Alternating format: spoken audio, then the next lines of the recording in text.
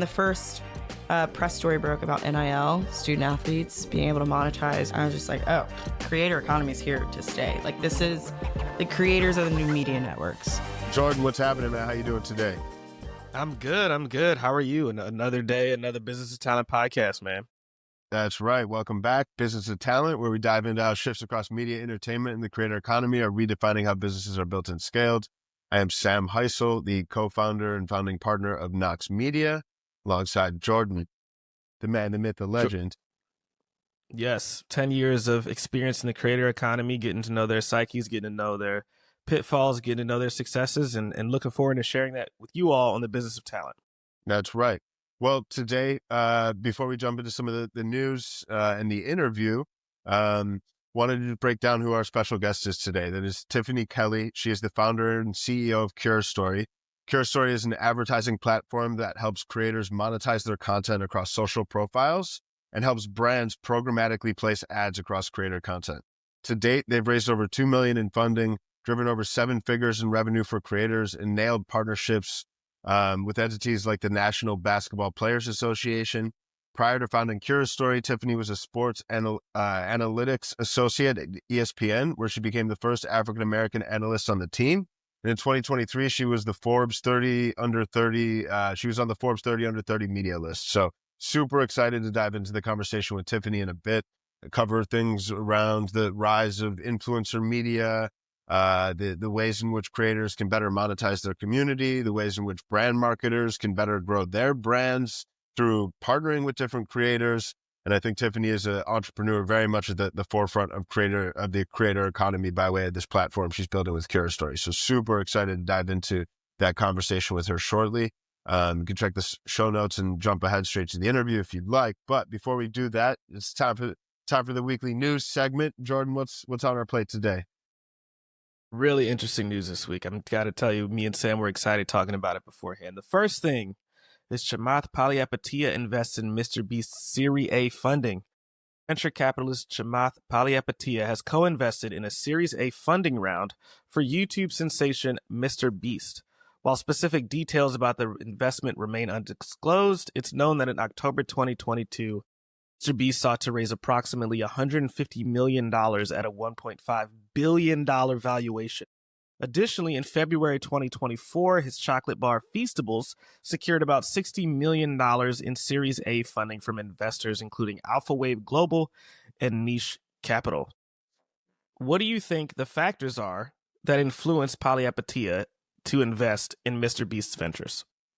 Yeah, for sure. First and foremost, it's great seeing Chamath kind of disclose this. It's unclear exactly when it happened, but in one of the recent All In podcast episodes, he spoke that he did actually participate in this round. I think it's fascinating because, I mean, first of all, the amount of viewership that Mr. Beast gets across his videos is, I mean, second to none, right? It even exceeds that of like the Super Bowl and Super Bowl commercials.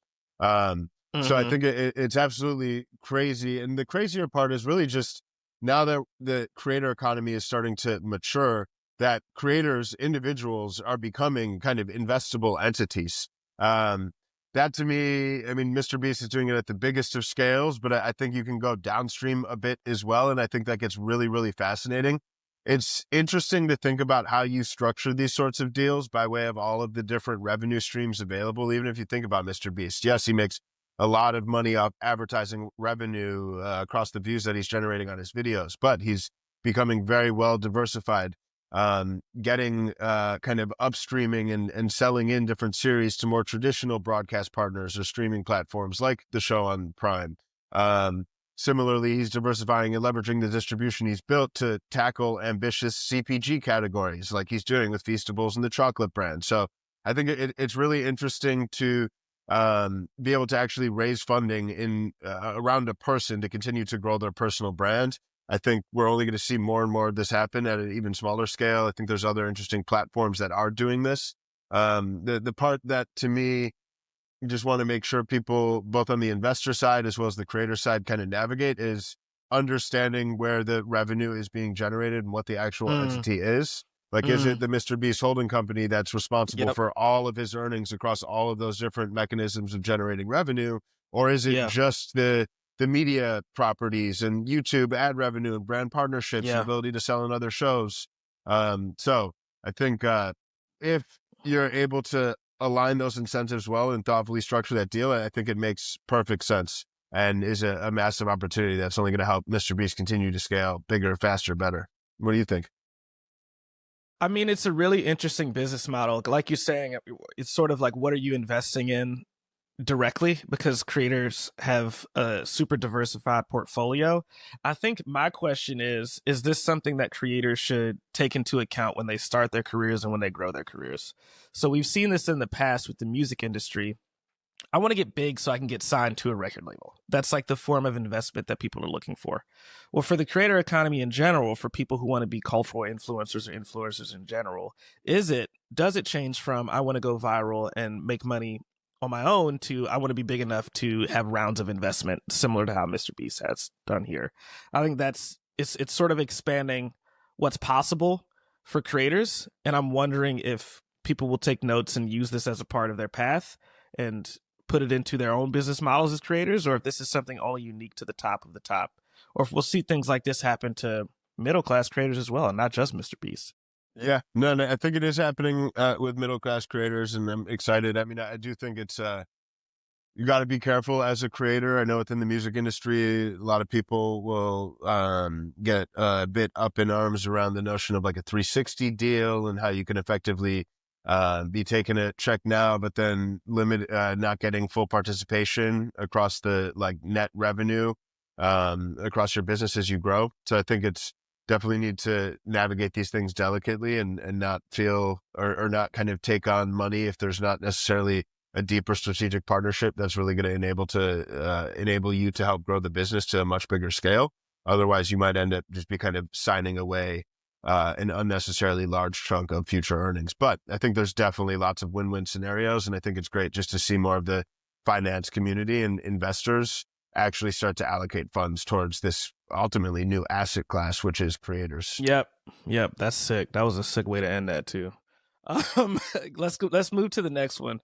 The NFL empowers former players to become content creators with official footage access. Per Fast Company, the NFL has launched a program called the Access Pass for Legends, which grants former players, starting with former NFL wide receiver Brandon Marshall, access to official NFL footage to enhance their YouTube presence. This initiative aims to leverage the unique perspectives and experiences of NFL legends, enabling them to create engaging content that resonates with fans. By providing this access, the NFL seeks to enrich its digital content ecosystem and strengthen connections between former players and the audience. So how do you think this will impact the way people consume NFL-related content, and what do you think the goals are here? And just so you know, a 2024 survey by the Sports Business Journal found that 72% of sports fans prefer content featuring insights from former athletes, indicating a strong market for this type of programming. Yeah, I think fans I think NFL is playing their cards right. I think it has, the kind of stat you highlighted from Sports Business Journal already kind of showcases the fact that people have a deeper connection, once again, with individuals over institutions. There's a stronger tie towards your favorite player versus random cast of commentators and pundits. I think historically it may have been prohibitive to players to be able to actually leverage official footage. I think on YouTube, there's kind of the content ID system, which can just take down videos or inhibit monetization opportunities by way of leveraging different footage, like official NFL footage. So I think you're already seeing different ex or retired athletes create content. I think they've historically had to kind of circumvent and not be able to actually leverage some of these like official NFL content archives.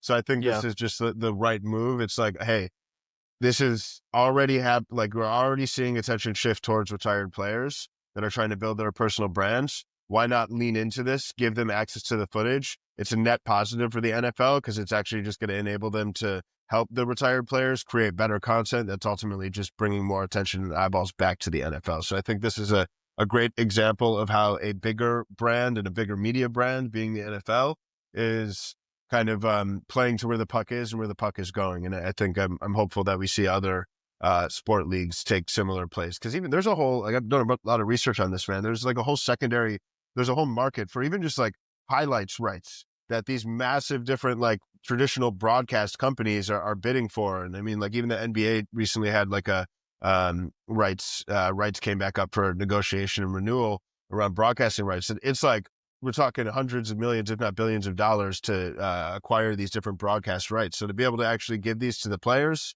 who make all this stuff work to begin with is a great move in my perspective. What do you think? Yeah, I agree, and it's very forward thinking. I think in general, content creators and creators in general, not just content creators, but people that work in the creator economy. I know we're trying to expand that definition from just people that focus solely on the internet to people that may end up on the internet, like NFL players and NBA players and journalists. Everybody can sort of be a content creator now and be a part of the creator economy. I think that when you think about NFL players, as soon as they retire, go to ESPN and go to these different broadcasting places in order to say their perspective, I think that's because there's a demand for it. And I think what this is expanding that perspective past just being a media pundit or a football pundit to, this is my experience in the NFL and this is the footage behind those experiences. And you don't have to only watch on ESPN at 5 p.m. now. You can look at their YouTube channels. You can look at their experiences and what they thought. And Brandon Marshall's a really good person to start with. He's a potential future Hall of Famer.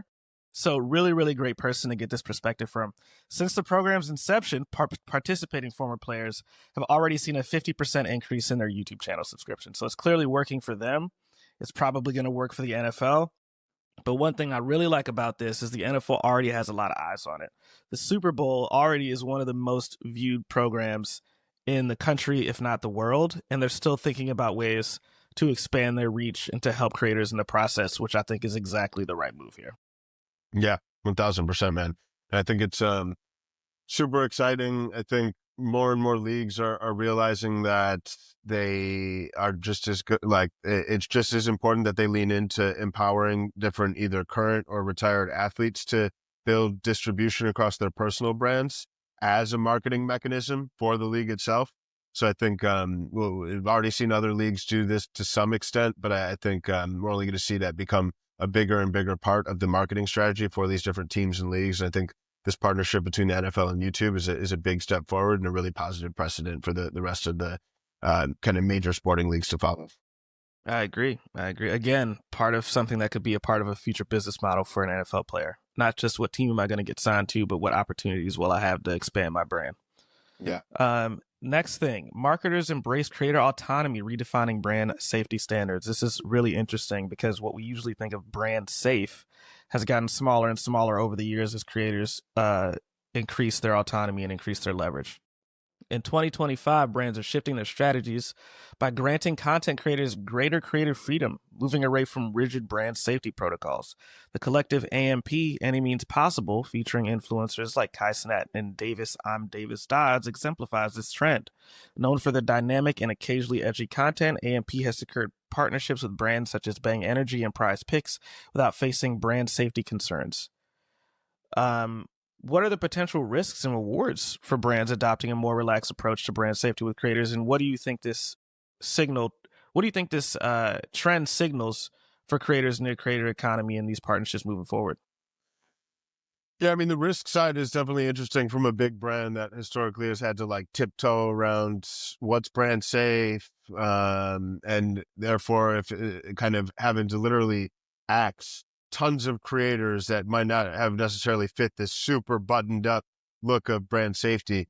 I think the risk they could get canceled or they could alienate or go against certain elements of their customer base or audience. Do you think that's less likely to happen though, because these creators just have so much power in their respective fields and respective niches? Like the word canceled now, there was this really strict definition of it a few years ago, but not just with creators gaining more leverage, but with the new administration, like it's more loose for better or for worse. Do you think that there's going to be situations where brands make partnerships with edgy creators and then have to step backwards because those creators have been canceled? Or do you think so? Like the beginning of this was musicians. Like rappers, for example, are obviously very vulgar. And then we saw Ludacris in 7 Fast and Furious movies and on several different commercials. Snoop Yeah. Dogg was one of the most endorsed rappers we've ever seen. He talks about marijuana constantly. We all know that. He's on Corona. He's on several different brands. So do you see this as an issue potentially for brands, or do you see this as a natural progression of the creator economy based on where it's already been? Yeah, I mean, I think it's both. And I think like root question is like, what are the risks? Like that still is a risk. I think over the past 20 years, it's been the risk has gone down, but it is still present. I do think that I think there's still, obviously you're not going to like probably go, a lot of brands probably ain't touching Kanye with the 10-foot rod. So I think like the risk is still present. Yeah. I do think concurrently, you have, this opens up just a whole new kind of supply of different potential creator partnerships and so many more fans and people that you can potentially reach and engage with and get this deeper sense of authentic connection with them by way of giving creators more freedom to showcase and involve their community surrounding the brand partnership how they see fit. So I think it's great, and I think a testament to the fact that like creator economy investment from brands is like maturing, and I think it is more impactful because now creators don't have to sacrifice their authenticity, because keep in mind, from a creator's perspective, like authenticity is the foundation of connection. It's the foundation of a great content strategy. So now it's kind of like creating more of an opportunity for a win-win without a creator having to make like trade-offs and be less authentic just because they want to be more brand safe and get more brand deals. Yeah. A 2024 survey by Influencer Marketing Hub found that 68% of marketers believe that allowing creators creative freedoms leads to more authentic content and better audience engagement. The same survey indicated that 54% of brands have experienced increased ROI when granting creators more autonomy in content creation. And I actually think this goes to show that creators should just be themselves from the beginning. I actually don't think the issue is what you produce. It's if you change what you produce and what you change what you create, and then you could sort of catch brands off guard. I think that's a bigger red flag than being who you are and getting brands with the formats and content that you wanted to do from the beginning. So from the beginning, any advice, be yourself from the beginning so you make sure those brand deals are as organic as possible. Yeah, 1000%. 1000%. Well, there's your news roundup for the week. Listeners, we love y'all. But without any further ado, we are very excited to get into this week's interview with Tiffany Kelly, the founder and CEO of Curastory. Thank you so much for tuning in. Feel free to leave us a review or drop a comment. Your feedback means the world. Without any further ado, let's get into it. Tiffany, what's happening? Welcome to the show. How you doing today? I'm good. Thanks for having me. Of course. No, this would be a special show, special podcast. Would love to go back a bit to the roots. Obviously, before you founded Curastory, you were working at ESPN. How did you get involved at ESPN? What were you doing there? And what inspired you to really leave and launch Curastory? Yeah, totally. ESPN was fascinating. I was a data scientist. So I was a nerd on the content side. So basically all the numbers that you saw on TV, programming, like SportsCenter, et cetera, that all came from our little 8-person team. But I started at ESPN in 2017 when I think like media was going through a moment. It's funny, we called the people at ESPN that were there during like cable boom years, like the lifers. And so I think just seeing how the lifers and just like how ESPN was responding to creator economy was really interesting. I mean, our 6 p.m. SportsCenter was competing with YouTubers for the first time in history. Damn, and what a way to phrase it, too. Like, yeah, damn, you're literally. Right. And the lifers were just like, what's going on? And even some of our talent were quitting to go do their own vodcasts and have their own media networks. Yeah, and so kind of watching that play out in real time, and just kind of seeing that, I quit January 2019, moved to New York full time, and started Curastory. I incorporated like a few months after that, August in 2019. Did you quit to start Curastory? No, I feel like quitting a comfortable 6-figure corporate job. Everyone thought I was crazy. To go straight into doing my own thing, I think was a little bit daunting. I actually first started with working with another startup. And it's funny because, I mean, this idea was in the back of my head without knowing what Curastory would be at that moment. Just kind of like chilling there. And but then the first press story broke about NIL, student athletes being able to monetize, which I remember the day that was announced. I feel like everybody probably remembers like where exactly they were. I mean, it's like in my mom's kitchen, like, oh, what? I was like, bro, what? That's hard as fuck. All the money I could have made playing rec league JV, bro. What the fuck? I mean, it was also like not long after Johnny Manziel got in all that trouble for making money off his brand. Yeah. So it was like that was this huge scandal, and now, it's people can do it now. Yeah. No. So that 100-year federal law changing, I was just like, oh, creator economy is here to stay. Like this is, the creators are the new media networks. And so just kind of seeing that trend so clearly at ESPN, and then kind of quitting to work with another startup. And then was that other startup also in? No. It was we were Ubertizing the sports recreation process. So I basically built this algorithm. We started with tennis, where you would log into an app and join a game of people with similar skill level to you that's like nearby to like play. So, so yeah, no, that was kind of other side of sports. But I was just like, I think I'm supposed to be building for this right now. I don't know what yet, but like my experience was, I think, was compounding like at that moment. So that's when I started the company. Wow. So what do you think were some of those moments at ESPN that caused you to reconsider the future? Why didn't you become a lifer? Why didn't I become a lifer? Oh my God, such a good question. I think, there was a lot happening at ESPN. I also, I got really close with John Skipper really early, who was our president, who reported into Bob Iger. CEO of Disney, just for anyone that doesn't know, good old Bob. But I think I love data science. It's so funny. I always wanted to work for an NBA team, and I got to do that with the Miami Heat for a season, and I did it with LSU Athletics when Ben Simmons was there. And then kind of wanting to go into a team full time, that kind of ESPN hired me very fast, like within a month after they met me. So that's tight. it was pretty quick. And it's interesting. I kind of saw my career in ESPN. I was basically, how do I explain this? I was kind of becoming like Doris Burke, but not Doris Burke. So I was essentially doing data science, and then an opportunity presented itself for me to actually start to go on TV, to do analytics and be the analyst on TV. I kind of say this a lot, but I feel like women a lot of the times, like, we're used as props within sports media. And I was just like very anti that. Like, I definitely don't want to go down this path. And so having kind of the data science background, and then producers asked me to go on TV was actually like where my career was going. But so you got a little bit of a taste of being a creator yourself. Yes. Nice. I was on TV a few times. Learned a lot. But I don't know. I think I just realized it wasn't going to be a long-term thing.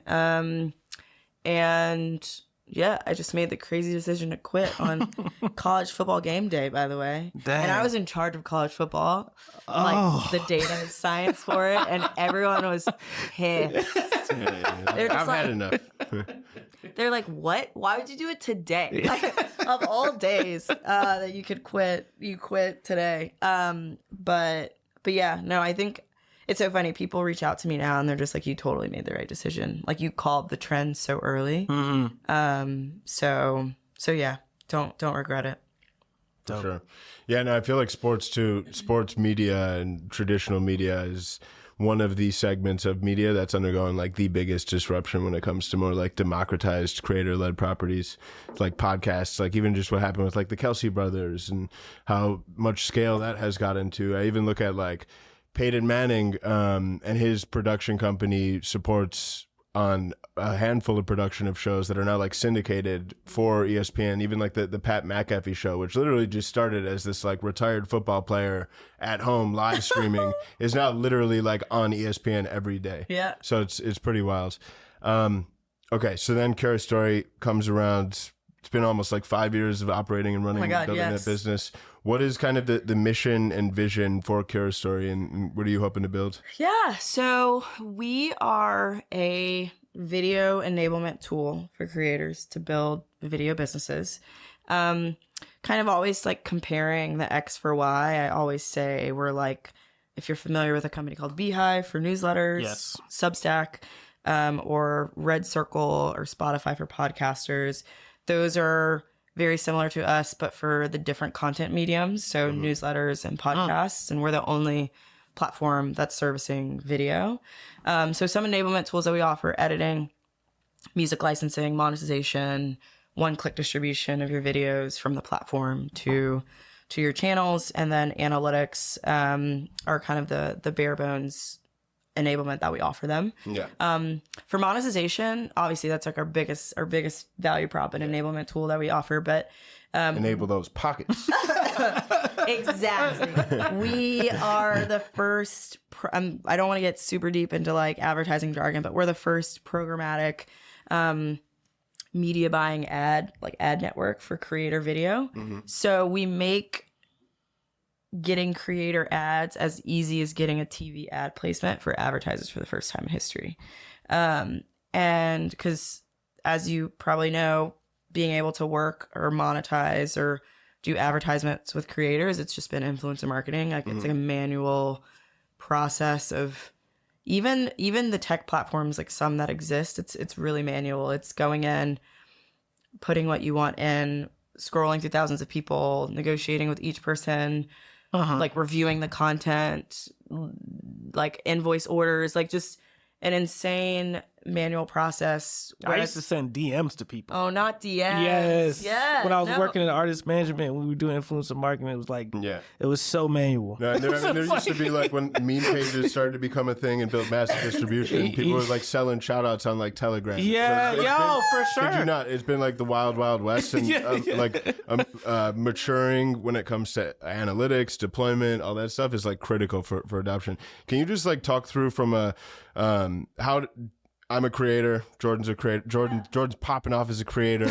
He wants to enable his pockets a little more. Hopefully, we pop off together. This is true. But so he's using the platform to edit, publish his video. What's the experience of like, okay, he now is bringing an ad into his video? Totally. So creators upload videos to us and we send them ad buys based on that video. So we're actually transcribing the videos, what they're saying, and sending them the best advertisements. So like, let's say you're a beauty creator and you upload like a travel vlog. Fitting for Jordan. We're saying I'm beautiful? Pause, but don't say that. What the fuck? But anyway, digress. We're clowns, bro. He's gonna let's do some beauty content. But we're actually not going to send you a Sephora ad if you're not talking at all about beauty, even though you're a beauty creator. We're going to send you like an Expedia ad. So it's based on what you're talking about in the video. If they're uploading a travel video, that's the ad buy that you're going to get. So they get the ad buy, they do it in their voice, they edit it into their video, and then they distribute to social. So what you're consuming on a YouTube, a TikTok, or Reels, because we do long form and short form ad buys, the creator's working out, or they're doing the beauty video and then or the travel video, and they talk about Expedia, or they talk about Smart Water, and then they get back to whatever the original content is. So we just get that ad buy, that placement, programmatically and automated for the first time on the advertiser side. Yeah. And on the creator side, I always refer to it as we've basically built YouTube AdSense across all of their channels.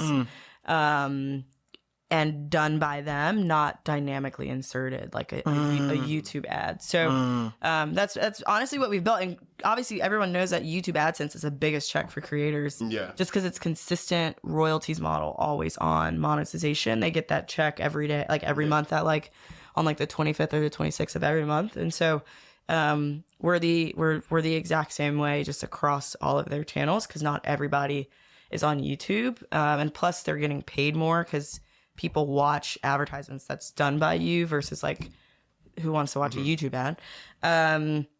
So the watch time is higher, so they get paid more when people watch it. So yeah, no, that's kind of the experience on the creator side, and just how like seamless and easy it is. Yeah. Before you ask, I'm rooting that you become like the Facebook Meta Ads manager for like creator buying at scale. So oh my god, sorry, you asked about vision. So where I think the industry is going, there is going to be one household brand that enables all content medium types with one click. So your creators have to be omnichannel. You can't just do video. You have to do video, you have to do audio, and you have to do newsletter. Like you're going to have to be omnichannel just like a media conglomerate is, just like ABC is, just like an ESPN is. They're meeting all their audiences wherever they're at. And like so good advice for us right now. Yeah, I know you're not trying to give advice, but I'm like, damn, she's right, bro. We gotta have a newsletter. We gotta get a newsletter real quick. Yeah. And so there's going to be a household brand that enables your newsletter, video, and podcast content with one click. And so either we become that household brand or we get acquired by the company that does that. But that's where the future's going. And we will be kind of the ad network or the trade desk or the Facebook ad market, like whatever. The X for Y, we will be that for creator video. Let's go. Call that shot. There it is. You heard it first. Already Probably doing not it. first, but You heard it here too. You heard it here also. I want to ask about some of the beginning partnerships that you had, specifically with the MBPA, the Players Association, because your journey to get money from VCs started off pretty unconventional. Yeah, totally. I heard previously, in previous interview you did, that you raised money with the help of your community first, and then you went to VCs afterwards. Yeah. But most people don't start that process with that big of a partnership to start.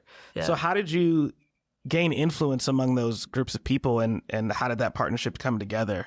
Yeah, it really was just my network from ESPN. That's how we were able to get the NBA Players Association, and they just believed in what we were doing, and they also saw it with their guys too. Like a lot of them were just getting into content creation more than like the older vets like in the league. And I mean like so many of them now, just all Gen Z like within the league right now, they're all trying to do content. So the Players Association agreed with the vision and kind of what we saw. And yeah, just from my network and them knowing who I was at ESPN and just kind of building that network over time, they were like, yeah, totally. Let's get on this random new platform with a lot of very multi-million high profile guys, which was awesome. I was super humbled that they took a risk and they just believed in what we were doing. So yeah, that was our first creator partnership ever. And then VC funding just flowed after that. But we did, before we got that partnership, we did raise from our community first, which a lot of people didn't agree with, but now it's actually kind of a trend. That's awesome. I have a follow-up as well. Sam and I always talk about when people say the creator economy, often they're not thinking about the scope. They think about pretty much only people that became famous on social media first. And social media influencers is normally where people start when they think of the creator economy. But really, the first people that were a part of the creator economy were Oprah Winfrey, Martha Stewart, that turned their brands into multi-billion-dollar businesses. So my question to you is, why'd you start with sports? Given that there was this assumption, especially in 2017, that the creator economy mostly revolved around social media. Yeah, totally. Honestly, it's interesting. It really came down to how do I prove this model quickly with as little capital as I can. And I mean, for anyone out there that is listening that actually wants to build a business, you should build it in a space where you have an unfair advantage. And that typically is, how do you get users and people onto your platform without paying them, without like any hacks or anything like that? Because obviously when you're a startup, you don't have a lot of cash. So I think with student athletes and sports and fitness creators, kind of monetizing on social media and really kind of doing that. It just was a natural progression and just made a ton of sense for us to start there and tap my network there just to prove the model as quickly as possible, as fast as possible. And it's like, hey, look, we've made all this money and have paid out all these creators just with the subset of the creator economy, which are sports and fitness creators. Like, give us capital to scale to beauty, travel, like lifestyle, fashion, music, etc. All the other creators out there that are kind of creating content on social and monetizing. So that was really kind of why we started with sports. Also, I think just there's so much buzz around NIL, and even still now, I don't know if you guys saw that, like, every school is going to have to do back pay, basically reparations. Whoa. To athletes? Wow. Whoa. Yeah, which is pretty wild. I'm actually advising this company that's building the model for that to calculate the valuations. That way schools aren't just like, how much do I pay you from like 2013? Yeah. So Here's a dollar. Yeah, I was like, here's $100. Go buy yourself some dinner, bro. You played well in the championship game. Here, we're going to give you 200. so funny. No, I think every school gets like at least 20 million or something to pay out, which is insane. Wait, 20 million? Yeah. I mean, I guess, but how long? What's the statute of limitations on it? Good How question. long? I think it might be a decade. A decade. Yeah. We're not going back to like 1975. My grandpa played for the Aggies. Yeah. Oh my God. Okay. No, but yeah, no. Shout out to Cash AI on that. That's who I'm advising for that. But yeah, NIL, it just made so much sense to start there, prove the model, and then now, I mean, we have over 400,000 creators across many different verticals that are enabling and using Curastory for their videos. Awesome. No, I mean, super exciting. And I think if the navigating the demand side from an advertiser perspective, I'm sure is also a fun journey. Beast. Yeah.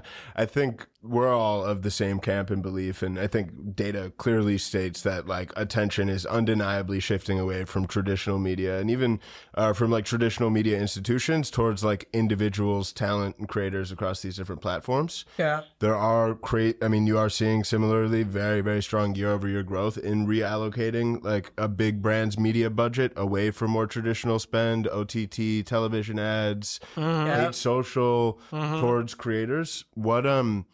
What do you think is going to really help get some of these bigger brands that are still scared to dip their toes in or don't necessarily see the value? What's it going to take to really unleash the true potential of the space? I mean, honestly, it was efficiency. Like it's so funny. Before I built Curastory, I just observed the market for 6 months. Like I didn't touch product. I didn't hire anybody.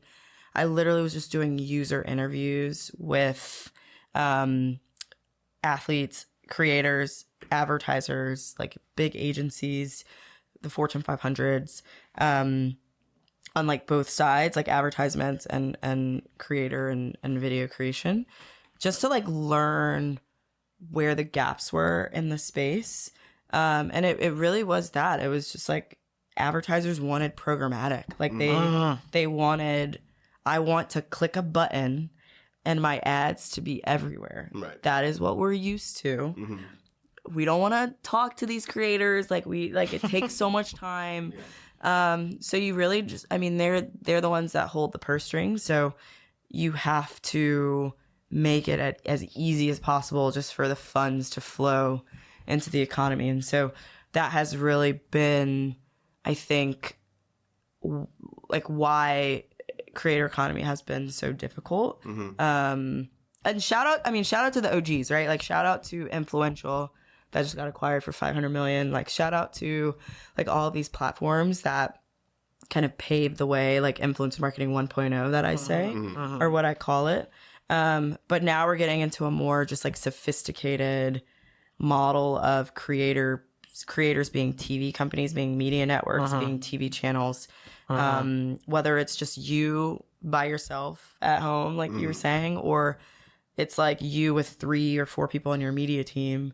However big or small your media network is, like it has to fit a TV model. Like it has to fit that programmatic automated model. So that was really, I think what was stopping it. And we're starting to see like TV dollars or ad dollars flow out of TV and more into creator economy right now. And honestly, I think we're the main platform that's kind of like doing that for video, which is exciting. So we're in all the agencies of record right now. There's about 5 that control trillions of dollars in spend. It's WPP, IPG, Dentsu, Publicis, and Omnicom BBBDO. Those 5 control so much money. And we're in all of them right now. And once you're in, you're in. And they just, they're spending gobs of money like monthly. Like you'd be shocked. But I think creator economy on the ad side right now, total market is I think close to about 700 billion.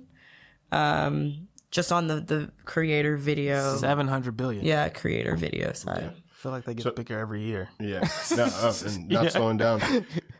Largely thanks to Curastory. Or slowing down, yeah. But so I guess one other, like you spoke very well to the point of making it more efficient from like actually let me get the distribution more easily from an ad buying perspective. Yeah.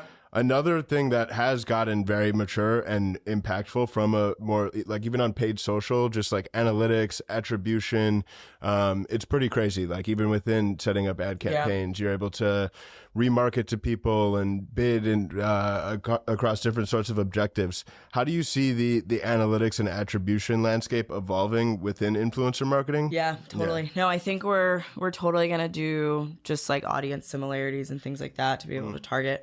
We don't do that right now, but we are calculating conversions, like last click attribution, pixel tracking, like all that good stuff. Wow. Because you can't call yourself programmatic unless you do that. Like advertisers are just so used to all of the data and the analytics. Like they want to go beyond the impressions, beyond the views, things like that. Just like what is my actual return on investment? Because it's a math problem for them, which is why it's so easy to click the button. They're just like, okay, click button. Okay, we got 3x our return. Okay, add more money. Like that's just really how they think and just kind of how simplistic and easy it is. But yeah, we'll like it's in our product roadmap to add audience retargeting and just like cohorts of audiences and things like that for them to target within the platform. But right now we're focused on kind of the conversion, pixel tracking, and all that good stuff. Love it. Yeah. My data science nerdiness coming out. Yeah, I think it's critical because I think without it, then it's also going to hard like how robust like media mix modeling is at this like when you get to the like massive media spenders. Yeah. Right now, like historically, it's been very challenging other than like CPMs and just tracking impressions, which really, sure, you can get some like probably cost effectiveness on that, but that alone is not necessarily going to move the needle. Well, this sounds like there's new data too that people have never even thought they could look at before. Yeah. Like you just said pixel tracking. Yeah. I didn't know how integrated that was into traditional media buys. I'm used to what you just said. Yeah. So. Yes, they need the pixels. Because then we can't.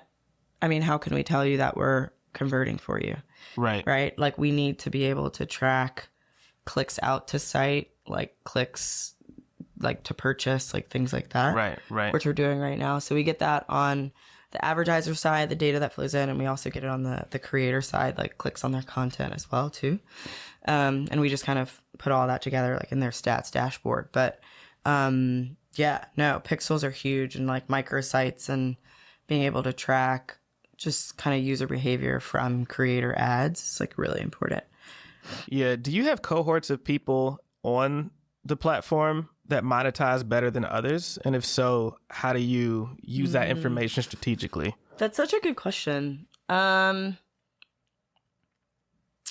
there anything specific that you're thinking about? Nope, not necessarily. I just, you start with sports. Yeah. You sort of have an idea, a base of how well they monetize given an ad spend. Yeah. And then like we discussed earlier, you have a beauty influencer. Yes. And they monetize way better. And that might be because of the industry. It might be because of the influencer. But I would guess you start to see trends at some point once you have a certain amount of creators and cohorts and how well they monetize. That's a from good my point. experience in the Yeah, past. no. I don't think we've dug super deep into that yet. But I do think, I mean, the fandom around sports and NIL, I think, is super fascinating. Their returns are like really high. So our average return is anywhere from like 4 to 6x. So for every dollar spent, we're typically giving back $4 to $6 in revenue for an advertiser. I mean, if you're just at least doing one, like they're happy. Right, like right. the baseline is so low. But yeah, no. So that's our average. But I mean, we've seen campaigns like hit 11x. We've seen campaigns like obviously hit 1 or a little bit below. But I think definitely the fandom around student athletes contributes to just a high return for that specific cohort of creators. But no, I'm curious. We'll definitely like start to compare just the different creator like verticals and niches that we have in the platform to one another to see if there's anything outside of just like the fandom or the beauty industry and things like that. Right. That could potentially drive kind of those trends and niches. Yeah. Yeah, in that vein too, I'm curious how you think about. It seems like there's significant growth when it comes to like B2B creators as well, and just like the value of thought leadership. And I'd rather follow my favorite somebody that's like actually in the trenches as an operator, sharing their insight versus like full-time journalists. I feel like a really innovative model in the kind of what media of tomorrow looks like is this company called Workweek. And they effectively are just partnering with different operators across different domains, be it HR, social media, helping them produce different podcasts, different newsletters. Yeah.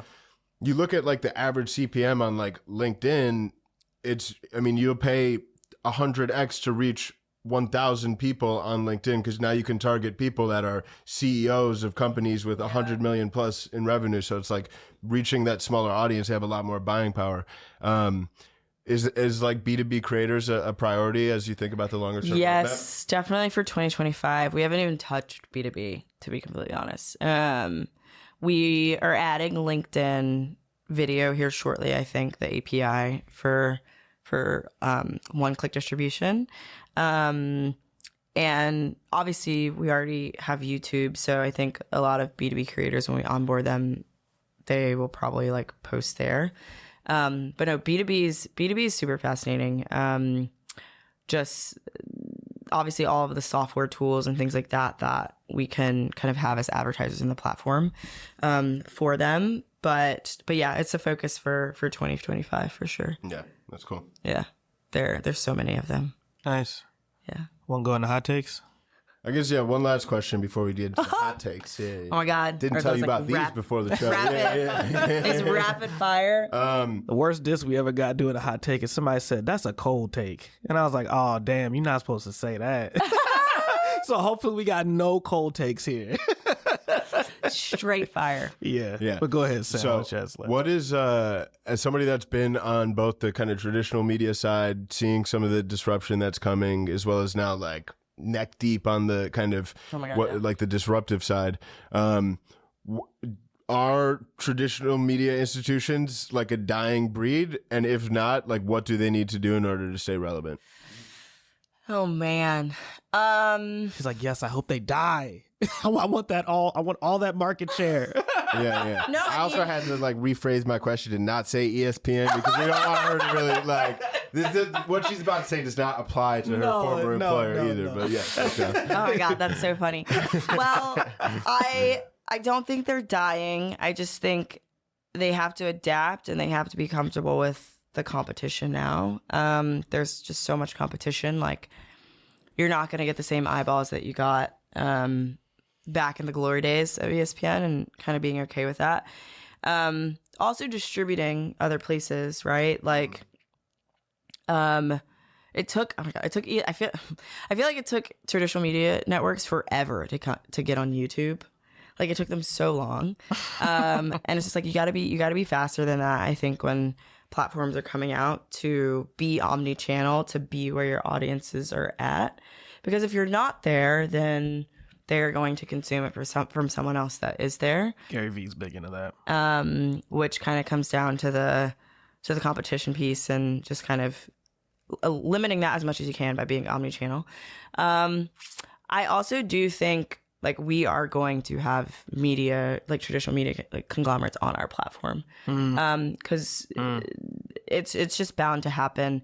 I think what's interesting is we've talked to a few of them that are really, really big, but I think our ad model scares them a little bit, just because they're so used to a big check from like impressions, and not really being used to kind of like a CPM programmatic model. So just from the conversations that we've had over time with some of the big ones that have learned about us that are curious just to kind of like automate their monetization model, and not just kind of do an invoice order to some of the big brands. Right. But yeah, I think the smart ones are gonna come and use platforms like Curastory to kind of enable, just since we tap into the programmatic budgets. But yeah, they won't die if they innovate.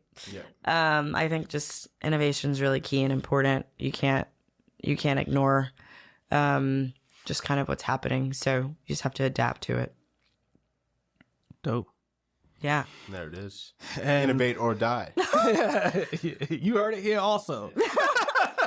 Wait, can we please make a decal for that? That'd be so funny. You heard it here too. Don't forget about it. So hot takes are a section where we try to say provocative things to get a response from you. It's not necessarily negative things. It's just really big statements for you to respond to. Is there like an intro, like hot takes? We should look into the camera. Hot takes. Hot takes. We're working on it. Yeah. Slowly but surely. Yeah. Sometimes people have agreed with hot takes. Sometimes people have really disagreed with hot takes. You guys wrote these. We wrote these, yeah. Okay, Yep. I'm excited. So let's get it You really started. hyped up these hot takes, bro. I mean, I got a thought sticky. kind of I my got fault. the second one. You got the first one. I got a sticky one. Yeah. So. All right, good. No, you got it right in. There it is. That's what we Sticky. like. All right, go for it. All right, I'm gonna start with this one. Personal brands can't sustain a media empire long term. I would agree with that. Ooh, and why? It's so tough. I think a lot of people have tried to kind of put their personal brand into an app, or Yeah, I mean, we've seen it a lot of times, and it's really difficult. Audiences like to consume curation and not. How do I explain this? Like, as an audience member, I want to consume just like multiple pieces of news. mm-hmm. And I think it's really, really hard for a one individual creator to do that long term over time. Like, you're gonna have to acquire like multiple creator brands under one media network to do that. Because, like, for example, like I go to ESPN to consume like women's basketball, NBA, Yeah, college football. yeah, Like, it's a curation of content yeah, versus creators typically only have a few verticals that they're talking about. yeah. So I think to sustain that over time, your personal brand is going to have to acquire other creator brands. Wow, that was a great answer. that was a good first hot take. To curate content. Yeah. To tell their Cura stories, so to speak. Right? Like, I wouldn't be surprised if like a Caller Daddy or brands like that start to acquire other small Right. creator networks. Right. Dope. That was mine. Nice. Go ahead, good sir. Yeah. Influencer marketing will be the biggest ad spend category by 2040. I mean, yes. It's so funny. Are you biased? Yeah. No, but- It's so funny. I'm so adamant about separating us from influencer marketing. yeah. Like, Why I is don't that? even use the nomenclature when I'm like pitching brands or talking about it to agencies or talking about it to investors. Like I use programmatic. That is the word that I use. So programmatic creator. Why don't you like influencer marketing? Just feel like because it's been I think stigmatized? both are going to still exist. Like there's going to be, so influence marketing is the manual. It's how do I explain it? Influence marketing is a closer relationship with the creators and ambassadors, right? So it typically is like UGC, like user generated content. The brand typically owns the content. Sometimes like they have an ambassador relationship on contract, like with the creators, like over a period of time. There's just like a closer relationship with the creator on the influence marketing side. And I think just the economy around that will still be influence marketing, right? Like they'll still be the influentials. That's like the agency of record for all of these Fortune 500s for influence marketing. There's marketing tech like Grin or hashtag paid that just make it easier for you to find creators and negotiate with them and review and approve content. That will be influence marketing. But I say and think, so maybe it's a little tweak to the hot take, but I think programmatic creator like media will be the biggest budget by that date. Sick. Yeah, it's us, it's the Beehives, it's the Red Circles, the Spotify for podcasters. It's the creators owning the content as a media network, and you just have ad buys within that. Just like TV. Totally. Sick. Well, Tiffany, we're cheering for you. I think it's amazing to see all the traction you built thus far. Hopefully one day vision is crystal clear. Using the product. Yeah. That'll be the thumbnail. Yeah. Well, I can't wait for that day. For sure. Well, thank you so much for coming on today. Thank Keep you. up the good work. Fun. Thanks, guys. Woo. Hot takes.